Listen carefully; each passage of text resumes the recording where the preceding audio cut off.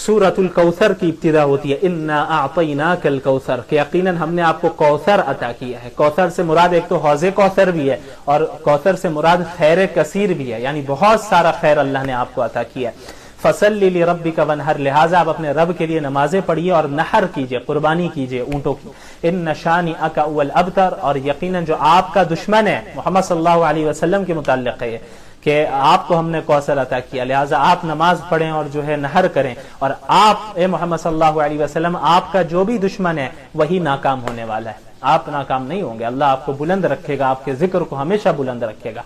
जो मुनकिरीन रिसालत हैं, जिन्होंने अंबिया को झुटलाया है, उनकी तरदीद की गई और अल्लाह के रसूल सल्लल्लाहु अलैहि वसल्लम को तसल्ली दी गई इतने अंबिया के वाक़यात बताकर कि आप अकेले नहीं हैं जिन्हें झुटलाया जा रहा है, बल्कि आपसे पहले भी अंबिया अलैहिमुस्सलातु वस्सलाम को झुटलाया गया जिस तरह आपको झुटलाया जा रहा है।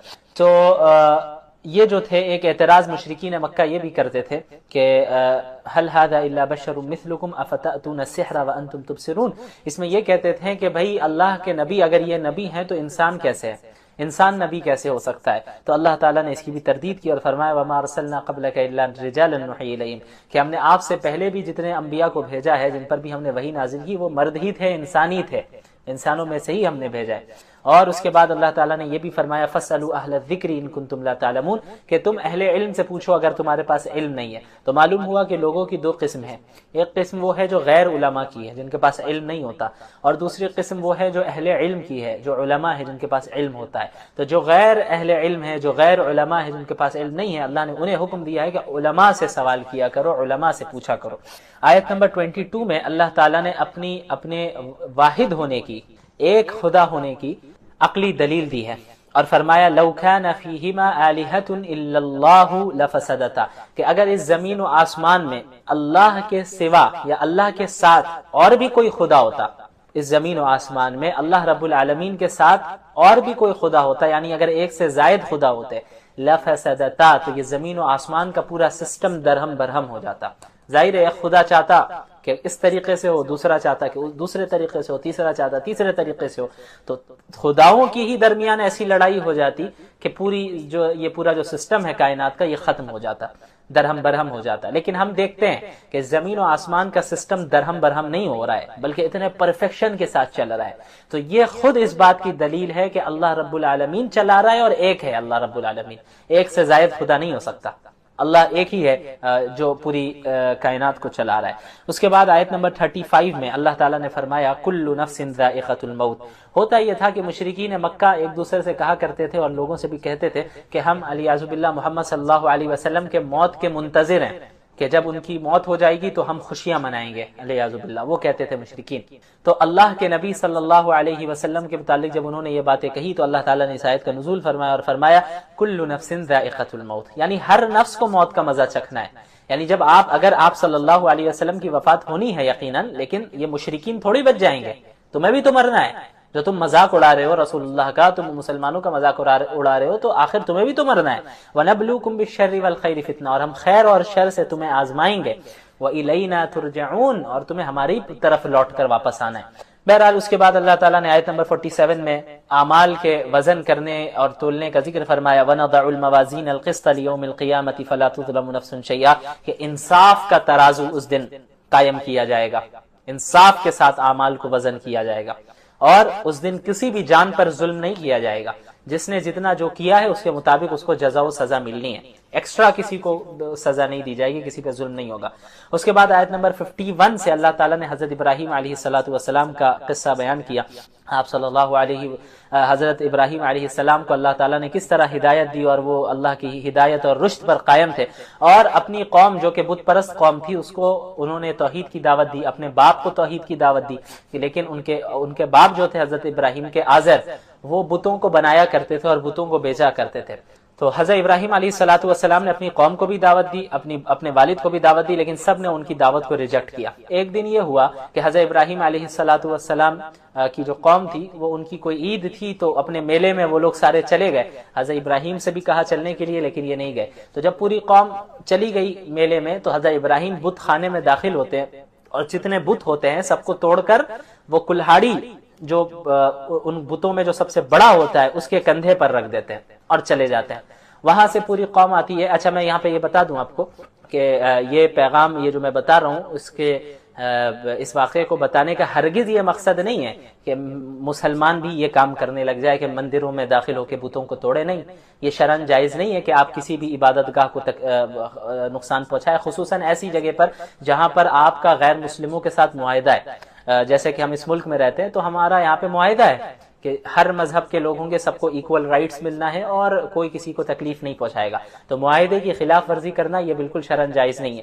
یہاں تک کہ صحابہ کرام بھی جب نئی نئی جگہوں کی وہ انہیں فتوحات حاصل ہوتی تھی تو ان جگہوں پہ جاتے ہی وہ دوسروں کی عبادت گاہوں کو نہیں توڑتے تھے، بلکہ وہ غیر مسلمین بھی جو کہ اسلامی حکومت میں رہتے تھے ذمہ بن کر، انہیں یہ حق دیا جاتا تھا اسلامی حکومت کی طرف سے کہ آپ کی بھی حفاظت کی جائے گی، آپ کی جان کی بھی حفاظت کی جائے گی، آپ کے مال کی بھی حفاظت کی جائے گی، اور آپ کی عبادت گاہوں کی بھی حفاظت کی جائے گی، اور آپ کو اپنے مذہب پر چلنے کی اجازت رہے گی. کوئی زور زبردستی آپ کو مسلمان نہیں بنایا جائے گا. یہ میں نے بیچ میں اس لیے کہہ دیا کیونکہ کیا ہوتا ہے کہ بھئی کوئی بھی کسی بھی ویڈیو کو بیچ سے کراپ کر کے اب یہ بتانے لگ جائے کہ بھئی مفتی شمائل صاحب یہ تعلیم دے رہے ہیں کہ بتوں کو توڑا جائے مندروں میں گھس کر. ایسا نہیں ہے.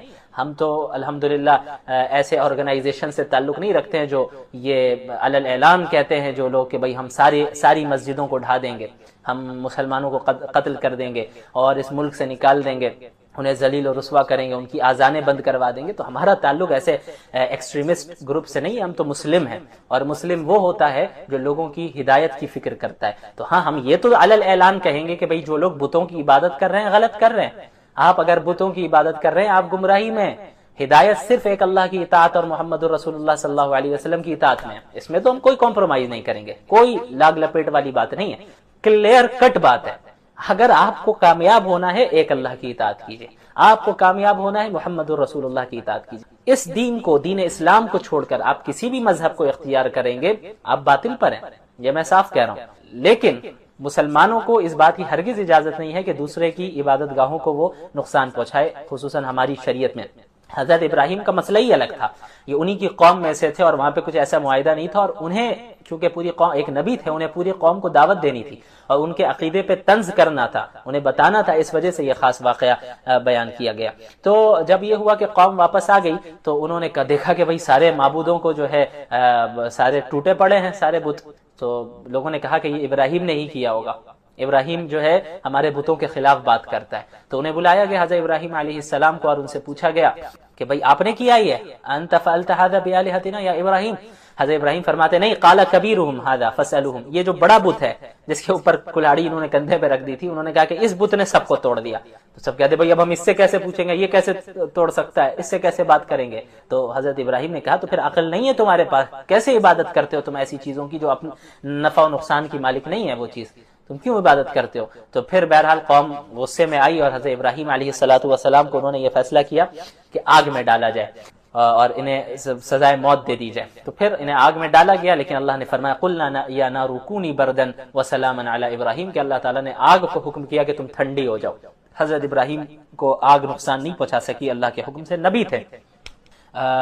یہ معجزہ تھا ظاہر ہے. اب ضروری نہیں ہے کہ ہر مسلمان کے ساتھ ایسا ہو، یہ اللہ تعالیٰ معجزات کو ہر وقت تو نہیں صادر فرماتا، یہ حضرت ابراہیم کے ساتھ ہوا. اب اگر پھر بعد میں کتنے ایسے مسلمان رہے، کتنے ایسے اللہ کی طرف دعوت دینے والے رہے کہ صرف اسلام کی بنیاد پہ انہیں زندہ جلا دیا گیا اور جل گئے، ختم ہو گئے.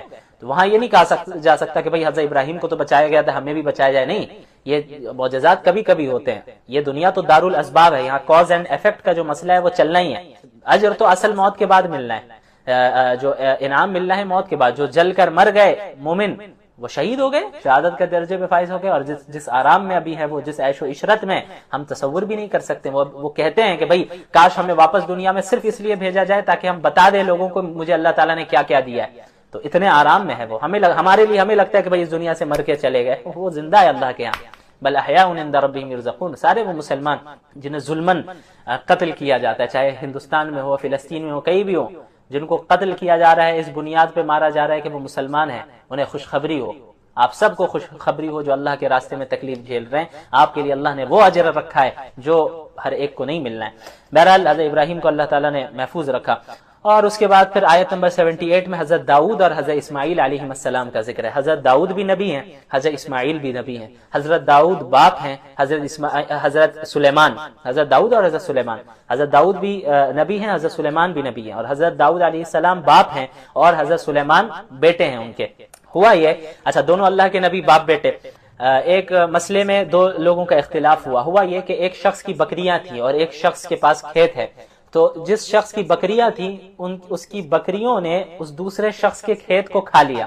تو اب دونوں میں لڑائی ہو گئی. اب دونوں پہنچے حضرت داؤد علیہ السلام کے پاس کہ بھئی آپ فیصلہ فرما دیں. تو حضرت داؤد علیہ السلام نے یہ فیصلہ کیا کہ یہ معلوم کیا کہ بھئی دیکھو یہ جو کھیت کو اس کی بکریوں نے کھا لیا ہے، اس کھیت کی قیمت کیا بنتی ہے. کھیت کی قیمت کو دیکھا گیا تو معلوم ہوا کہ بکریوں کی جتنی قیمت ہے اتنی ہی قیمت کھیت کی تھی. تو حضرت داؤد نے یہ فیصلہ کیا کہ بکری والے اپنی تمام بکریاں کھیت والے کو دے دے. اب یہ دونوں آگے چلتے ہیں سلیمان علیہ السلام کے پاس، یعنی حضرت داؤد کے بیٹے کے پاس آتے ہیں اور سیم کیس کو پیش کرتے ہیں کہ بھئی یہ معاملہ ہے، ایسا ایسا ہے، آپ فیصلہ فرمائیں. حضرت سلیمان علیہ السلام تھوڑا الگ فیصلہ فرماتے ہیں. وہ اس طریقے سے کہ وہ کہتے ہیں کہ بھئی جس کی بکریاں ہیں وہ یعنی جس کی بکریوں نے اس کا کھیت کھایا ہے وہ کھیت والے کو اپنی بکریاں وقتی طور پر دے، وقتی طور پر. اور جس کی بکریاں ہیں وہ کھیت والے کے کھیت میں کام کرے اور کھیت والا بکریاں چراتا رہے اور اس کے دودھ کو استعمال کرتا رہے اور بکری والا کھیت میں کام کرے یہاں تک کہ کھیت واپس اتنا ہو جائے جتنا اس وقت یعنی بکریوں کے کھانے کے وقت کھیتی تھی اور کھیت تھا وہاں پہ، اس کو اتنا وہ جب ہو جائے واپس تو اس کے بعد جو ہے اپنی بکریاں وہ واپس لے لے اور اس کو اپنا یہ جو ہے کھیت اس کو واپس کر دے. تو بہرحال یہ دو الگ الگ فیصلے تھے. تو اللہ تعالیٰ نے نہ حضرت داؤد کی تردید فرمائی اور نہ حضرت سلیمان کی تردید فرمائی. کیوں؟ کیونکہ ایک ایسا مسئلہ تھا جس میں اللہ کی طرف سے کوئی صریح نص یا آیت نازل نہیں ہوئی تھی کہ ایسے ہی فیصلہ کرنا ہوگا. یہ ایک اجتہادی مسئلہ تھا. حضرت داؤد نے اجتہاد کیا اور ایک فیصلہ کیا، حضرت سلیمان نے ایک اجتہاد کیا اور ایک فیصلہ کیا. تو اللہ تعالیٰ نے حضرت داؤد کے بھی فیصلے کو غلط نہیں کہا اور حضرت سلیمان کے فیصلے کو بھی غلط نہیں کہا، بلکہ اتنا کہہ دیا ففہمناہا سلیمان، کہ ہم نے سلیمان علیہ السلام کو اس مسئلے میں زیادہ سمجھ دی. یعنی حضرت سلیمان علیہ السلام کے فیصلے کو اللہ تعالیٰ نے پسند فرمایا کہ یہ زیادہ صحیح ہے، لیکن حضرت داؤد کے فیصلے کو غلط نہیں کہا کیونکہ اجتہادی مسئلہ ہے. اسی طرح معلوم ہوا کہ ایسے مسائل جس میں کوئی نص صریح موجود نہ ہو، صریح حدیث یا صریح آیت موجود نہ ہو، تو وہ اجتہاد والا مسئلہ ہوتا ہے جہاں پہ علماء اجتہاد کریں گے. تو اجتہادی مسائل میں جب دو نبی کے درمیان اختلاف ہو سکتا ہے تو اجتہادی مسائل میں علماء اور فقہا کے درمیان بھی اختلاف ہو سکتا ہے. تو جس طرح اللہ نے حضرت داؤد اور حضرت سلیمان میں سے دونوں میں سے کسی کو بھی غلط نہیں کہا، بلکہ یہ کہا کہ بھئی ہاں سلیمان علیہ السلام کی جو رائے ہے یہ بہتر ہے، ہم نے انہیں زیادہ سمجھ دی. تو اسی طرح فقہا کے درمیان کسی ایک مسئلے میں اختلاف ہو جائے کہ ایک کی رائے یہ ہے ایک کی رائے یہ ہے، وہ ایسا مسئلہ ہو جس میں اجتہاد کیا جائے گا، جس میں نص صریح موجود نہیں ہو، تو وہ عیب کی بات نہیں ہے، بلکہ فقہا اور علماء اجتہاد کریں گے تو ظاہر اختلاف ہو سکتا ہے اور یہ کوئی خلاف شریعت بات نہیں ہے. اگر خلاف شریعت بات ہوتی تو اللہ تعالیٰ یہاں پر حضرت داؤد کو غلط کہہ دیتے، لیکن ایسا نہیں کہا اللہ نے. اس کے بعد حضرت ایوب کا ذکر علیہ السلام، وَأَيُّوبَ إِذْ نَادَىٰ رَبَّهُ. حضرت ایوب علیہ السلام بھی بہت سی آزمائشوں سے گزرے، ان کا سارا ساز و سامان، گھر بار، اولاد سب ختم ہو گئے تھے اور خود بڑی بیماری میں مبتلا تھے، لیکن اللہ تعالیٰ نے ان کو ایک نیک اہلیہ بھی دی تھی، وہ ان کی خدمت کرتی تھی. اور پھر ایک وقت آیا کہ تمام آزمائشیں ختم ہوئیں اور اللہ تعالیٰ نے انہیں بہت نوازا. اس کے بعد حضرت یونس علیہ السلام کا ذکر ہے آیت نمبر 87 میں، وَذَنُّونِ إِذْ ذَهَبَ مُغَاضِبًا فَظَنَّ أَن لَّن نَّقْدِرَ عَلَيْهِ فَنَادَىٰ فِي الظُّلُمَاتِ أَن لَّا إِلَٰهَ إِلَّا أَنتَ سُبْحَانَكَ إِنِّي كُنتُ مِنَ الظَّالِمِينَ. حضرت یونس علیہ السلام کی قوم بھی شرک کیا کرتی تھی، انہیں دعوت دی اسلام کی طرف، توحید کی طرف، لیکن ان کی قوم نے انکار کیا. تو آخر میں حضرت یونس علیہ السلام نے فرما دیا کہ اب اگر تم ایمان نہیں لاتے ہو تو 3 دن کے بعد تم پر اللہ کی طرف سے عذاب آنے والا ہے، اللہ نے بتا دیا. اب جب 3 دن گزر جاتے اور آخری رات ہوتی ہے تو اللہ کے حکم کے آنے سے پہلے ہی حضرت یونس بستی سے نکل جاتے ہیں کہ بھئی اب اللہ کا عذاب آنے والا ہے تو ہم تو مومن ہیں اس لیے ہم نکل جائیں گے. جیسے انبیاء علیہ السلام کو حکم ہوا، حضرت لوط کو بھی حکم ہوا کہ بھئی آپ راتوں رات نکل جائیے کیونکہ صبح عذاب آنے والا ہے. تو ایسے ہی حضرت یونس کی قوم پہ صبح عذاب آنے والا تھا تو حضرت یونس رات میں ہی نکل گئے. لیکن ہوا یہ کہ ابھی تک اللہ کا حکم آیا نہیں تھا کہ آپ نکل جائیں، اللہ کے حکم آنے سے پہلے ہی وہ نکل گئے بستی سے. تو قوم نے بہرحال پھر توبہ کر لی تھی، ان پہ عذاب نہیں آیا تھا حضرت یونس کی قوم پر. لیکن اللہ تعالیٰ کو یہ بات پسند نہیں آئی کہ حضرت یونس نے بغیر حکم آنے سے پہلے ہی، یعنی حکم آنے سے پہلے ہی وہ بستی سے نکل گیا. اللہ کو یہ بات پسند نہیں آئی. یہ کوئی گناہ کا کام انہوں نے نہیں کیا تھا، انہوں نے اپنے اجتہاد سے کیا تھا. ٹھیک ہے، اجتہاد سے. تو بہرحال نکل گئے. تو انبیاء علیہ الصلوۃ والسلام کی شان چونکہ بہت بلند ہوتی ہے، تو اللہ تعالیٰ چاہتے ہیں کہ انبیاء سے کوئی ایسا کام بھی نہ ہو جو خلاف اولا ہو. تو مقام انبیاء کا بہت اونچا ہے. تو وہ وہاں سے نکل گئے. پھر اللہ تعالیٰ نے عتاب نازل کیا اور وہ پھر سمندر میں انہیں ڈالا گیا، اور پھر وہ مچھلی نے کئی دنوں تک جو ہے انہیں نگل لیا، اور مچھلی کے پیٹ میں کئی دنوں تک رہے اور تسبیح پڑھتے رہے، دعا مانگتے رہے، لا الہ الا انت سبحانک انی کنت من الظالمین، کہ اے اللہ تیرے سوا کوئی خدا نہیں ہے، آپ کی ذات پاک ہے اور میں ہی ظالموں میں سے تھا، میں ہی غلط کرنے والوں میں سے تھا، میں نے ہی غلطی کی، میں نے ہی ظلم کیا. یہ دعا مانگتے رہے کہ اللہ تعالیٰ نے اخیر میں ان کی دعا قبول فرمائی، اور پھر مچھلی نے آپ کو باہر نکال کر کنارے میں رکھ دیا. تو بہرحال اس کے بعد آیت نمبر 98 میں اللہ تعالیٰ نے فرمایا انکم وما تعبدون من دون اللہ حسب جہنم، کہ اے مشرکین تم بھی اور جن کی تم عبادت کرتے ہو وہ سب جہنم میں جائیں گے.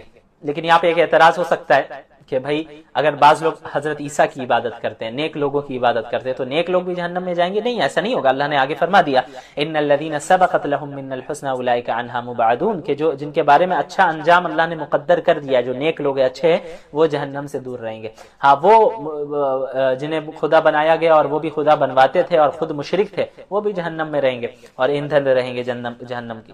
اس کے بعد پھر رحمت للعالمین کا ذکر ہے، وما ارسلناک الا رحمۃ للعالمین، آیت نمبر 107. اس آیت میں اللہ کے نبی صلی اللہ علیہ وسلم کو بتایا گیا کہ آپ کو تمام عالمین کے لیے رحمت بنایا گیا، یعنی عالم انس ہو، انسانوں کے بھی نبی ہیں، جنوں کے بھی، عالم جمادات ہو، تمام عالم، ہماری گیلیکسی ہو یا دیگر گیلیکسیز ہو، پورے یونیورس کے لیے اللہ کے رسول صلی اللہ علیہ وسلم رحمت للعالمین اور نبی بنا کر بھیجے گئے. ابھی فکر کی جا رہی ہے، کوشش کی جا رہی ہے کہ بھئی مارس میں جا کے بسا جائے یا کہیں اور جا کے بسا جائے. آپ مارس میں چلے جائیں، جوپیٹر میں چلے جائیں، آپ مون میں چلے جائیں، کہیں بھی چلے جائیں، آپ جہاں بھی جائیں گے آپ شریعت کے تابع رہیں گے، اور آپ کے لیے آخری نبی محمد الرسول اللہ ہوں گے صلی اللہ علیہ وسلم، کیونکہ اللہ تعالیٰ نے فرما دیا وما ارسلناک الا رحمۃ للعالمین، تمام عالموں کے لیے آپ کو رحمت بنا کے ہم نے بھیجا ہے. صرف اس دنیا کے لیے نہیں، صرف پلانٹ ارتھ کے لیے نہیں، بلکہ پورے تمام عالمین کے لیے. اس کے بعد سورۃ الحج کی ابتدا ہوتی ہے. اس میں حج کے بنیادی ارکان اور احکامات بیان کیے گئے ہیں، اس لیے سورت کو سورہ حج کہتے ہیں. اس سورت کی ابتدا ہوتی ہے قیامت کی ہولناکی کے ذکر سے. یا ایھا الناس اتقوا ربکم ان زلزلۃ الساعۃ شیء عظیم، کہ اے لوگو اللہ سے ڈرو، اپنے رب سے ڈرو، قیامت کا جو زلزلہ ہوگا وہ بہت سخت ہونے والا ہے. اور اللہ نے فرمایا یوم تذہل کل مرضعۃ عما ارضعت، کہ اس دن جب قیامت کا زلزلہ آئے گا اور قیامت آ رہی ہوگی تو پھر ہر وہ عورت جو اپنے بچے کو دودھ پلا رہی ہوگی وہ اپنے بچے کو پھینک دے گی، بھول جائے گی، اور جو حاملہ عورت ہوگی وہ اپنے حمل کو ساقط کر بیٹھے گی، اور لوگوں کو دیکھ کے لگے گا کہ سب نشے میں ہیں، سب ایک دوسرے سے ٹکرا رہے ہیں اس زلزلے سے اور پھر اس قیامت کے آنے سے. لیکن اللہ نے فرمایا وما ہم بسکارا، لگے گا کہ نشے میں، لیکن وہ نشے میں نہیں ہوں گے، وہ اللہ کا عذاب ہوگا جو کہ بہت سخت ہونے والا ہے. اب قیامت کا ذکر ہے، اس کے بعد بعث بعد الموت کا ذکر ہے کہ اللہ دوبارہ زندہ کرے گا سب کو.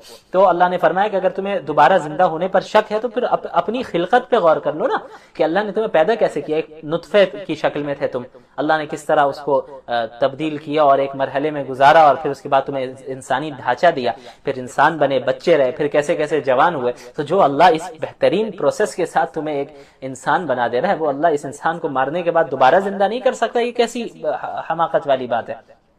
اس کے بعد اللہ تعالیٰ نے یہ بھی ذکر فرمایا وَمِنَ النَّاسِ مَن يَعْبُدُ اللَّهَ عَلَى حَرْفٍ. اللہ کے نبی صلی اللہ علیہ وسلم جب مدینے میں آ گئے تو بعض لوگوں نے صرف اس لیے اسلام قبول کیا تھا کہ دنیاوی فائدہ حاصل ہو سکے، تو اللہ نے ان کی تردید کی. اچھا، پھر جب دنیاوی فائدہ زیادہ حاصل نہیں ہوا تو اسلام سے پھر گئے وہ منافقین اور جو بھی کفار تھے. تو اللہ نے فرمایا کہ بھئی یہ ایسے لوگ ہیں جنہوں نے اپنے دنیا کو بھی ضائع کی اور آخرت کو بھی یہ ضائع کر بیٹھے. اس کے بعد حضرت ابراہیم علیہ السلام کا ذکر ہے کہ کعبے کی تعمیر کا حکم دیا گیا. حضرت آدم نے جو تعمیر کی تھی، دیکھیں کعبۃ اللہ کی جو سب سے پہلی تعمیر ہوئی تھی وہ حضرت آدم نے کی تھی. یہ سب سے پہلا گھر ہے کعبۃ اللہ، اللہ کی عبادت گاہ کے طور پر. تو حضرت آدم نے جو تعمیر کی تھی وہ عمارت ڈہ گئی تھی، ختم ہو گئی تھی. تو اللہ تعالیٰ نے حضرت ابراہیم کو وہ جگہ بتا دی تھی کہ یہ ہے وہ بنیاد جہاں پر آپ کو دوبارہ کعبے کی تعمیر کرنی ہے، جہاں پہ حضرت آدم نے پہلے کی تھی.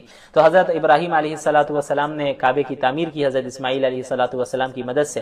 اور پھر جب کعبے کی تعمیر مکمل ہو گئی تو اس کے بعد اللہ نے حکم دیا وَأَذِّن فِي النَّاسِ بِالْحَجِّ، کہ اب آپ لوگوں میں حج کا اعلان کر دیں. تو پھر حضرت ابراہیم نے مقام ابراہیم پر پتھر پر کھڑے ہو کر اعلان کیا کہ لوگوں اب حج کی طرف آ جاؤ، حج کرنے کے لیے آؤ، تو وہاں سے پھر حج کا سلسلہ شروع ہوا ہے جو آج تک جاری ہے۔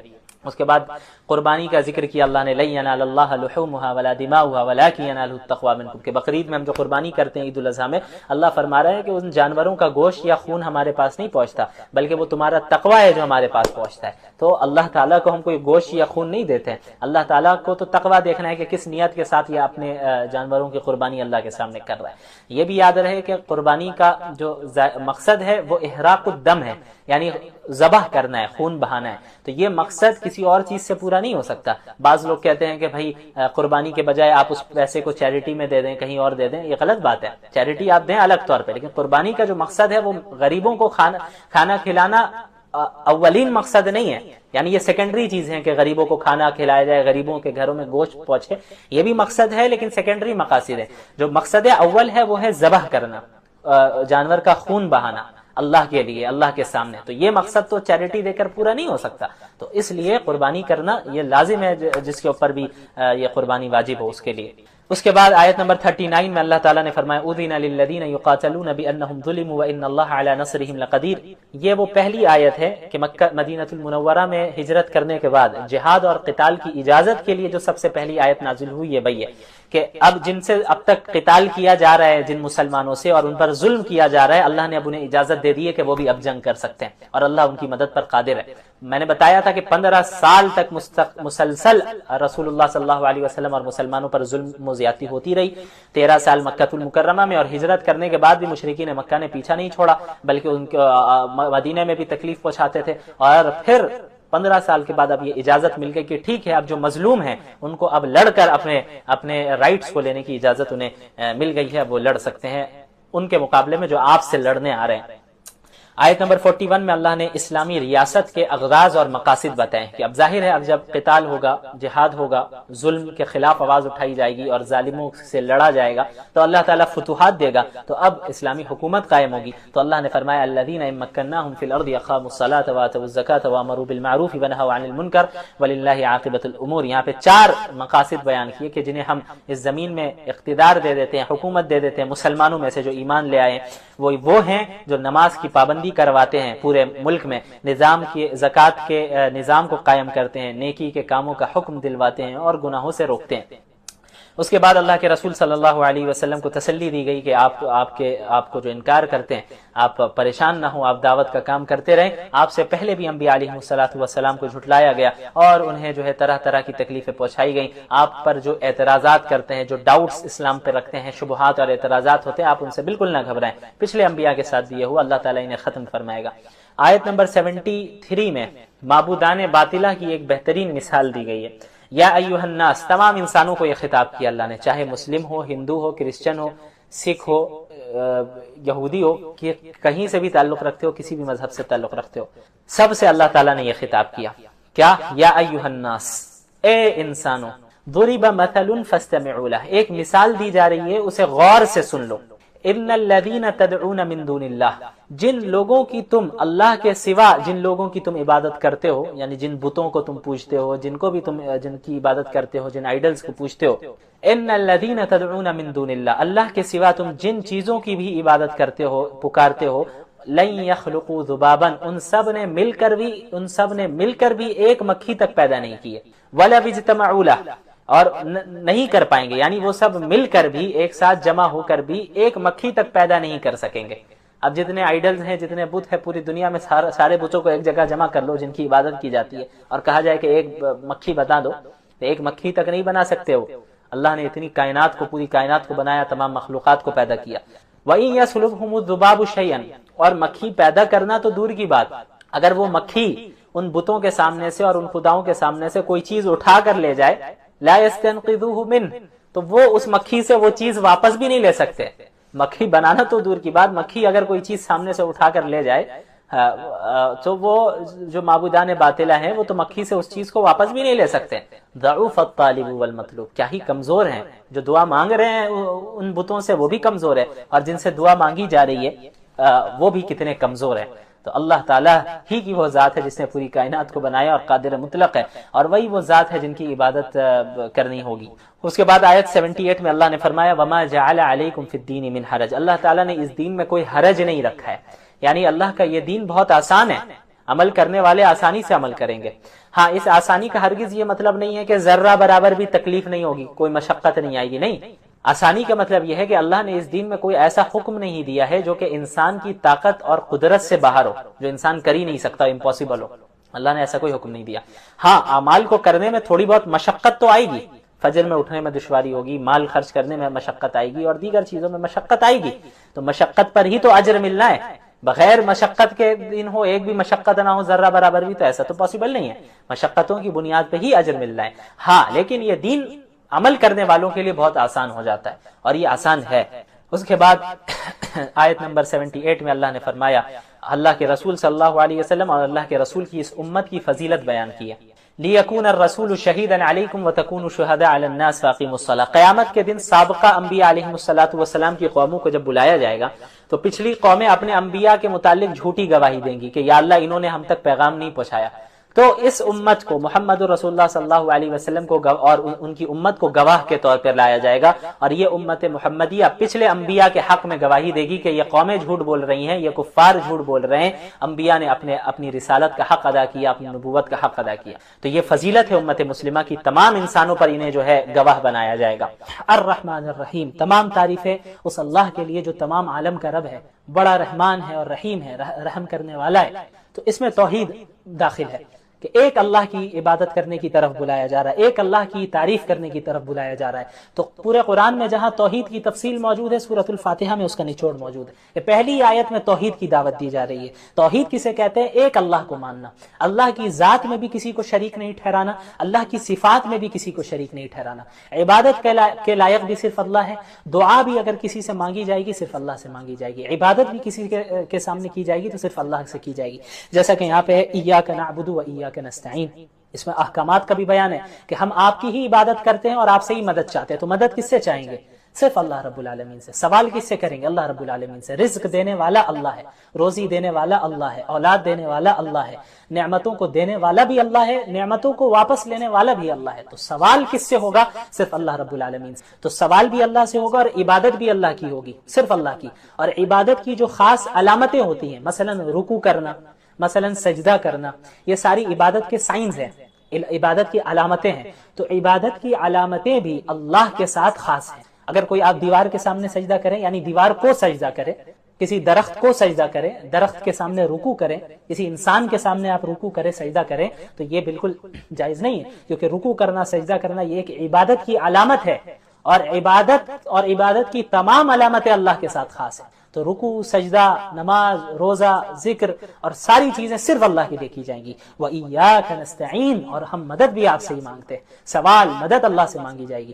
براہ راست اللہ سے مانگنا ہمیں سیکھنا ہوگا، چھوٹی چیزوں کو بھی اللہ سے آپ اللہ سے بات کیجئے، جس طرح آپ بات کرتے ہیں، اپنے آپ سے بھی بعض لوگ بات کرتے ہیں، تو اپنے آپ سے بات کرنے کے بجائے اللہ سے بات کیجئے۔ یہ آپ ذہن میں رکھیے، اللہ موجود ہے، اللہ دیکھ رہا ہے، اللہ مجھ سے قریب ہے۔ اللہ نے فرمایا وَإِذَا سَأَلَكَ عِبَادِي عَنِّي فَإِنِّي قَرِيبٌ، دوسرے پارے کی آیت ہے، اس کی تشریح انشاءاللہ کل کروں گا، میں ایک نقطہ بتاؤں گا اللہ نے چاہا تو، کہ جب میرے بندے آپ سے میرے بارے میں پوچھیں تو آپ بتا دیں کہ ہم ان سے قریب ہیں۔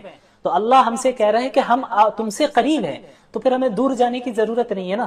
ہم جب اللہ قریب ہے تو اللہ سے بات کریں گے۔ سارے انسان دور ہیں، ساری مخلوقات دھوکہ دیتی ہیں، ساری مخلوقات ایسی ہیں جو آپ کا ساتھ چھوڑ دینے والی ہیں، لیکن اللہ کی ذات ایک ایسی واحد ذات ہے جو ہر وقت آپ کا ساتھ دینے والی ہے۔ اللہ کی ذات ایک ایسی ذات ہے جو آپ کو ایمان کی طرف بلا رہی ہے، جنت کی طرف بلا رہی ہے۔ دنیا اور دنیا داری تو دوزخ کی طرف بلاتی، تو ہمیں اللہ کی طرف جانا ہے، اللہ سے مانگنا ہے۔ تو دعا بھی اللہ سے، سوال بھی اللہ سے۔ اس کے علاوہ صراط الذین انعمت علیہم، اس میں ان لوگوں کا ذکر ہے کہ جن کے ساتھ ہمیں شریک ہونا ہے، ہمیں کن لوگوں کو فالو کرنا ہے اور کنہیں فالو نہیں کرنا ہے، سورہ فاتحہ میں ہی بتا دیا گیا۔ خلاصہ بریفلی، تفصیل تو پورے قرآن میں موجود ہے۔ فالو کرنا ہے ہمیں صراط الذین انعمت علیہم، ان لوگوں کا راستہ فالو کرنا ہے جن پر اللہ نے انعام کیا۔ اب وہ کون سے لوگ ہیں؟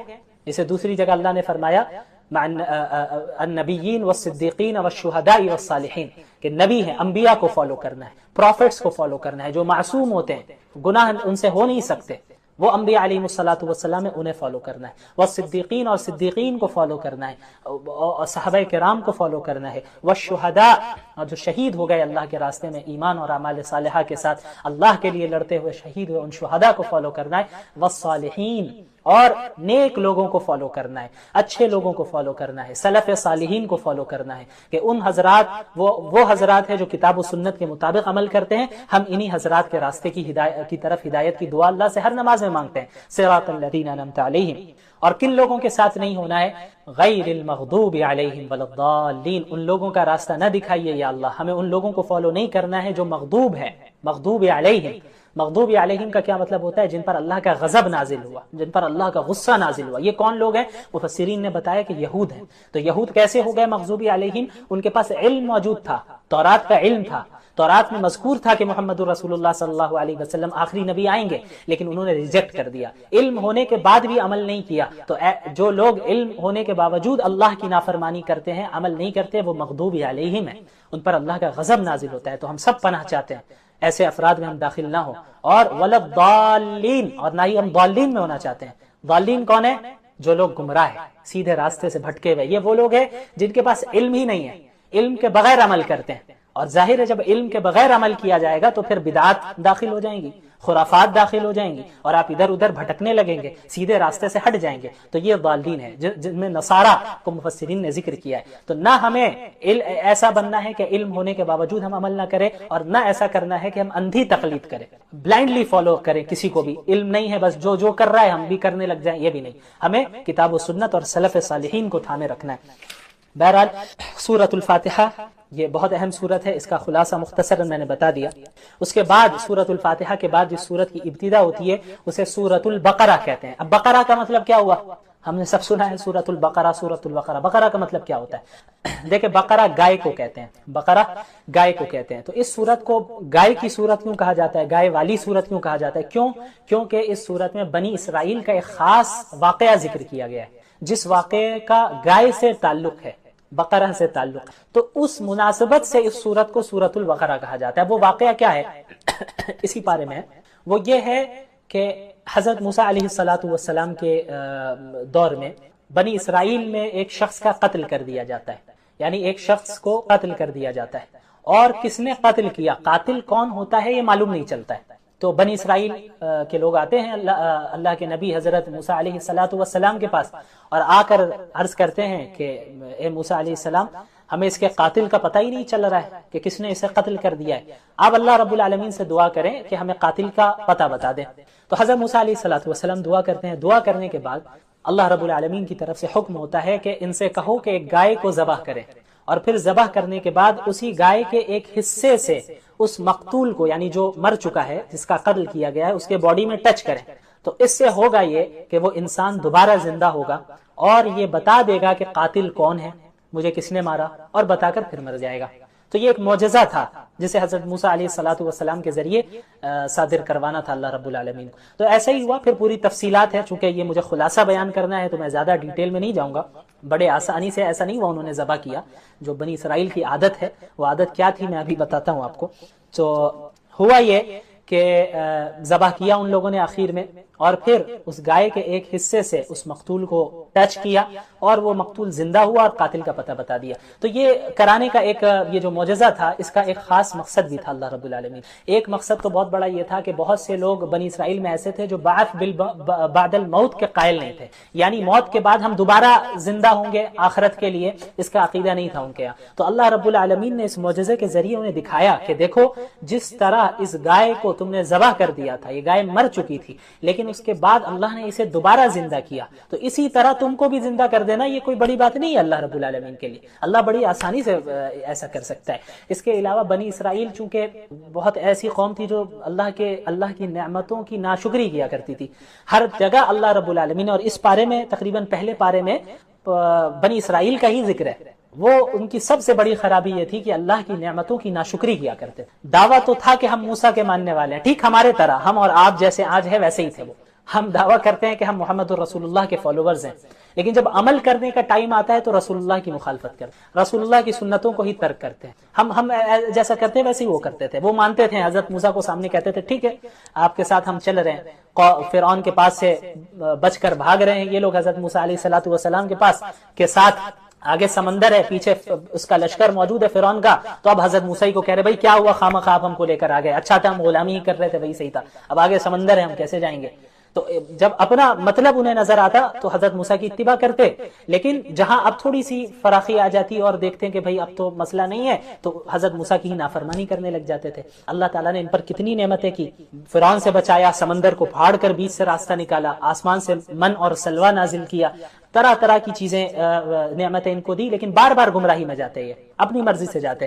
یہی ہوا کہ جب حضرت موسیٰ علیہ الصلوۃ والسلام حضرت فرعون کے پاس، حضرت فرعون نہیں، وہ فرعون کے پاس سے جو ہے بچ کر نکل آئے، اللہ نے انہیں نجات دے دی، تو ہوا یہ کہ بنی اسرائیل ایک قوم کے پاس سے گزرنے کے بعد وہ قوم ایسی تھی جو ایک بتوں کی عبادت کرتی تھی، تو انہیں دیکھ کر مزہ آیا کہ ارے موسیٰ علیہ السلام یہ قوم تو جو ہے عبادت کر رہی ہے بتوں کی، تو آپ بھی ایک خدا بنا کے دیجئے نا، آپ بھی ایک بت ہمیں بنا کر دیجئے جس کی ہم عبادت کریں۔ تو حضرت موسیٰ بھی پریشان، یار یہ کیسی جاہل قوم ہے کہ جن کو ہم نے اللہ کے پاس سے بچایا، اللہ رب العالمین کے فضل سے اللہ رب العالمین نے انہیں بچایا، ظلم سے بچایا، فرعون کے ظلم سے بچایا، نجات دے دی توحید کی دعوت کی بنیاد پہ، توحید کے قائل ہونے کی بنیاد پہ، اور اس نے جو ہے بتوں کو دیکھ لیا اور پھر کہہ رہی ہے کہ یہ قوم کے اب بت ہمیں بھی بنا کر دے دیں۔ تو حضرت یہ آیت ہے اجعل لنا الہا کما لہم آلہہ۔ بہرحال تو ہوا یہ کہ حضرت موسیٰ علیہ الصلوۃ والسلام کو اللہ رب العالمین نے تورات دینے کے لیے کوہ طور پر بلایا تھا 40 راتوں کے لیے، اس کی تفصیل گزرے گی جب میں انشاءاللہ بتاؤں گا۔ تو ان دنوں میں ہوا یہ کہ یہ جو قوم تھی بنی اسرائیل، حضرت موسیٰ چونکہ موجود نہیں تھے وہاں پہ، تو انہوں نے کیا کیا کہ انہوں نے ایک بچڑا بنا لیا، یعنی ایک بچڑے کو معبود بنا لیا اپنا، ایک پتلا تھا بچڑے کا، اس کی عبادت کرنے لگ گئے۔ تو ان کے اندر گائے کی عظمت، تقدس کہیں نہ کہیں ان کے دل میں چھپی ہوئی تھی۔ تو اللہ رب العالمین نے مقتول کے قاتل کو پتہ لگوانے کے لیے گائے کو ذبح کرنے کا حکم جو دیا، اس میں جہاں بہت ساری حکمتیں تھیں، ان میں ایک یہ بھی حکمت تھی کہ جس کی عظمت، تقدس جس کا ان کے اندر بیٹھ چکا ہے، جنہیں وہ خدا سے ملاتے ہیں، تو انہیں احساس ہو کہ جب وہ ذبح کر رہے ہیں تو یہ خدا، یہ چیز خدا یا یہ جانور خدا نہیں ہو سکتا، اللہ رب العالمین ہی ایک واحد ذات ہے، واحد خدا ہے۔ اور بھی کئی حکمتیں علماء نے بیان کی۔ تو اسی مناسبت سے اس سورت کو کیا کہا جاتا ہے؟ سورۃ البقرہ۔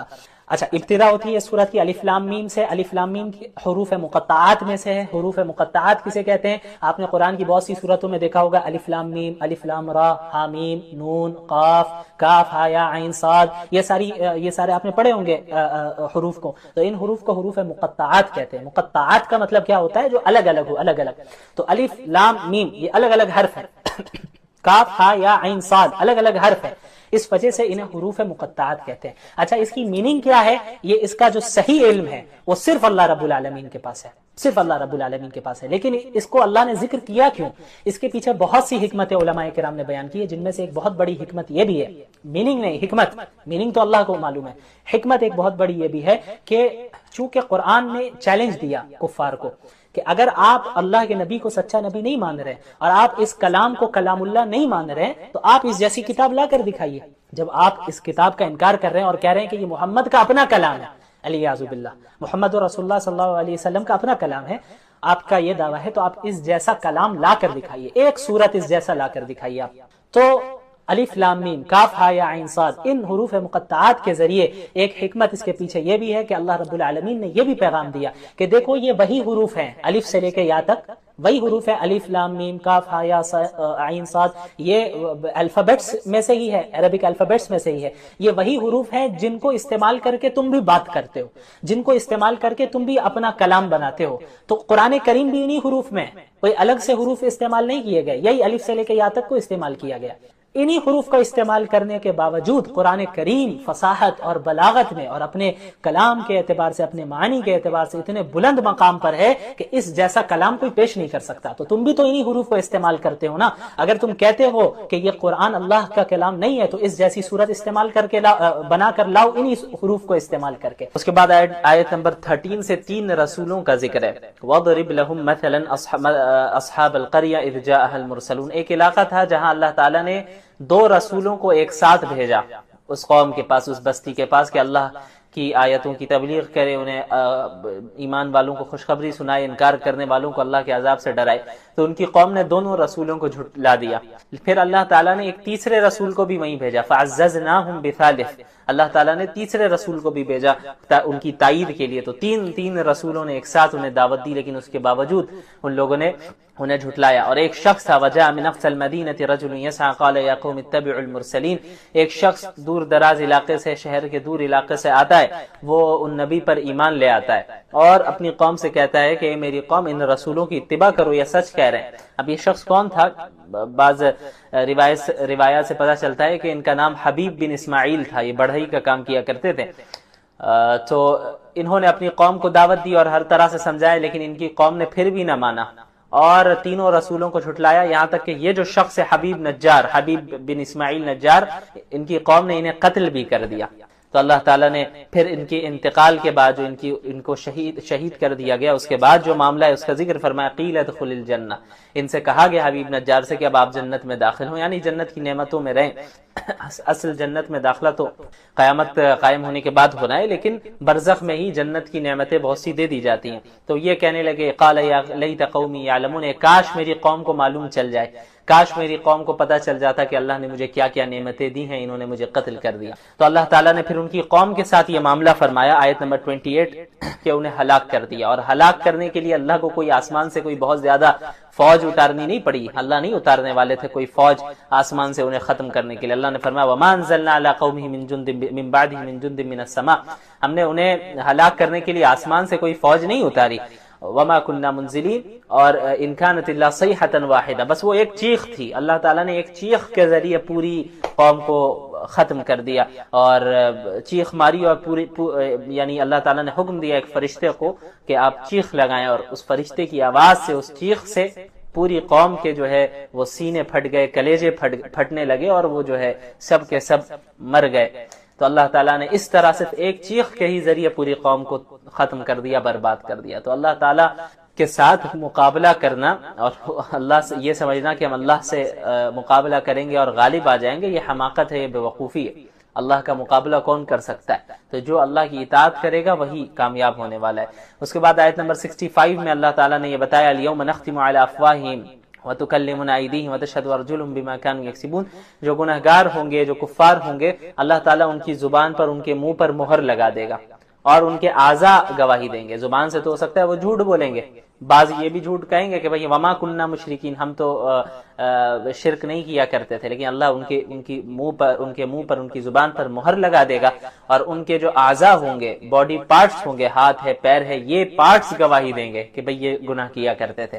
پھر آیت نمبر 69 میں مشرکین کی تردید کی گئی ہے کہ مشرکین آپ صلی اللہ علیہ وسلم کے متعلق یہ بھی کہا کرتے تھے کہ علیاذ باللہ یہ شعر و شاعری کرتے ہیں۔ تو اللہ نے فرمایا وما علمناہ الشعر وما ينبغي له، ہم نے محمد صلی اللہ علیہ وسلم کو شعر و شاعری کی تعلیم نہیں دی، اور ان کی یہ شان کے لائق بھی نہیں ہے کہ وہ شعر و شاعری کرے، بلکہ یہ تو ان هو الا ذکر و قرآن مبین، یہ تو نہایت واضح نصیحت اور کھلا ہوا قرآن کریم ہے۔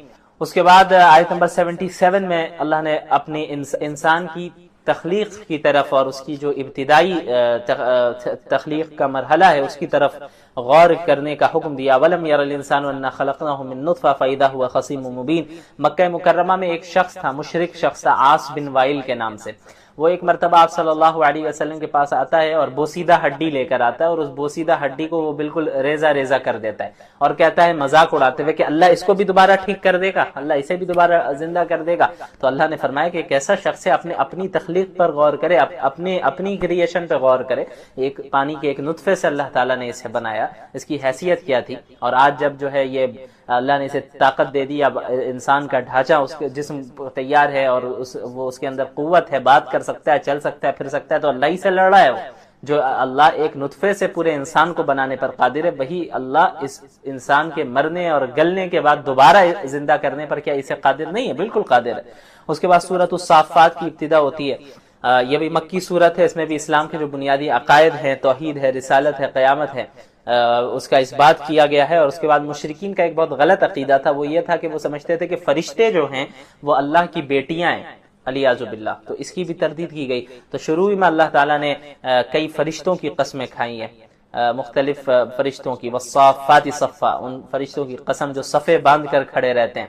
تو مختلف فرشتوں کی قسمیں کھائیں، بلکہ 3 قسم کے فرشتوں کی قسمیں کھائی ہیں، فزاجرات زجرا، اور ایسے فرشتے جو ڈانٹ ڈپٹ کرتے ہیں، یعنی جب شیاطین آسمان کی طرف جاتے ہیں باتیں سننے کے لیے تو فرشتے انہیں بھگاتے ہیں، جناتوں کو، تو زجر کرتے ہیں، توبیخ کرتے ہیں، انہیں ڈانٹتے ہیں، ڈپٹتے ہیں۔ ان فرشتوں کی قسم، فتالیات ذکرا، ان فرشتوں کی قسم جو ذکر کی تلاوت کرتے ہیں۔ تو ان کا قسموں کے کھانے کا مقصد یہ ہے کہ بعض تو ایسے تھے مشرکین میں جو فرشتوں ہی کی عبادت کرتے تھے، تو اس کی بھی تردید ہے کہ اللہ ہی واحد ذات ہے جو عبادت کا مستحق ہے، اور ان مشرکین کی بھی تردید ہے جو فرشتوں کو اللہ کی علیاذ باللہ بیٹیاں سمجھا کرتے تھے۔ اس کے بعد آیت نمبر 42 میں سورۃ الصافات کی اللہ تعالیٰ نے اہل جنت کا ذکر کیا کہ اولئک لہم رزق معلوم فواکہ وہم مکرمون، کہ اہل جنت کو رزق معلوم ملے گا، یعنی رزق میں کوئی شبہ نہیں ہوگا کہ پتہ نہیں ملے گا یا نہیں ملے گا، ایسا نہیں، 100% انہیں معلوم ہوگا کہ رزق ملنا ہے۔ اس دنیا میں ہمیں تو اس کی کوئی گارنٹی نہیں ہے نا کہ آج سے 5 سال بعد پتہ نہیں ہم کیا کھائیں گے، کس کنڈیشن میں ہوں گے، فائنینشیل حالت کیا ہوگی، کل کیا کھائیں گے، پرسوں کیا کھائیں گے، ملے گا نہیں ملے گا، اس کی کوئی گارنٹی نہیں ہے۔ لیکن جنت میں کوئی شبہ نہیں ہوگا، رزق ہر حال میں مل کر رہے گا، کوانٹٹی میں بھی، یعنی انلیمیٹڈ کوانٹٹی بھی، کوالٹی بھی شاندار اور ایسے عمدہ کوالٹی کے جس کا ہم اپنی امیجنیشن سے بھی باہر ہو، اور سکون کے ساتھ، یعنی اس بات کا بھی اندیشہ نہیں کہ بھئی ملے گا یا نہیں ملے گا، ہر حال میں ملے گا، یقیناً ملے گا، ہمیشہ ملے گا۔